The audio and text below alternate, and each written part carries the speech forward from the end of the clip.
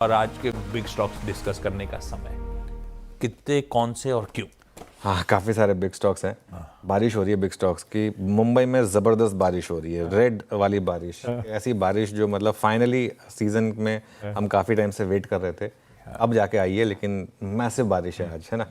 तो ऐसी big stock की बारिश है। सबसे पहले पेटीएम देखिए, पेटीएम ग्रीन में Q1 में घाटे से मुनाफे में आई ये कंपनी।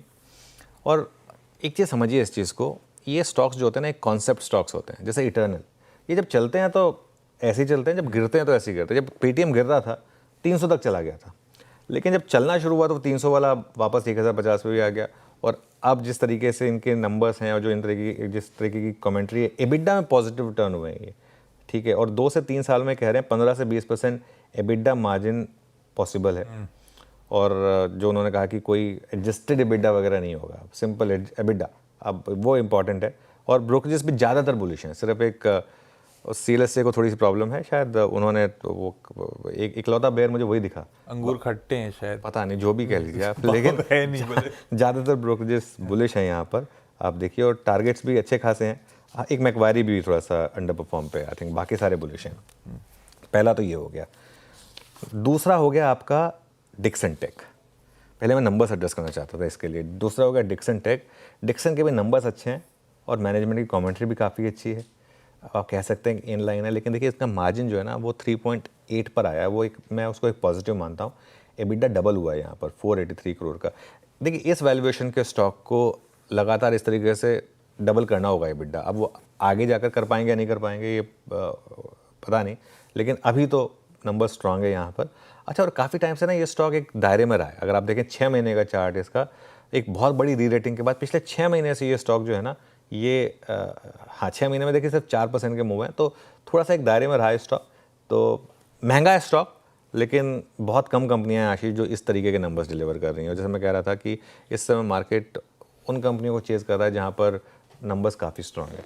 तो इस वजह से ये मेरा दूसरा बिग स्टॉक हो गया। SBI को मैं ग्रीन ले रहा हूँ, हालांकि शुरुआत थोड़ी रेड में हो सकती है। SBI में जो QIP के शेयर्स थे वो आज लिस्ट होंगे, और अब ये स्टॉक जो है QIP प्राइस पर आ गया। 817 का QIP प्राइस था करीब करीब, और वहाँ पर अब ये स्टॉक आ चुका है। आज हो सकता है थोड़ी सी और बची हुई सेलिंग हो जाए, लेकिन सोचिए 3 टाइम्स डिमांड थी QIP के लिए।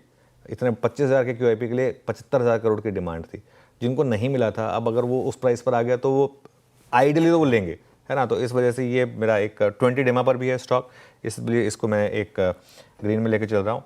उसके अलावा एक और स्टॉक जहाँ पर न्यूज़ कल आ गई थी, लेकिन कल हुआ क्या था, कल करीब 3 बजे न्यूज़ आई थी, वो जो दिल्ली सरकार ने EV पॉलिसी अगले साल मार्च तक बढ़ाई है।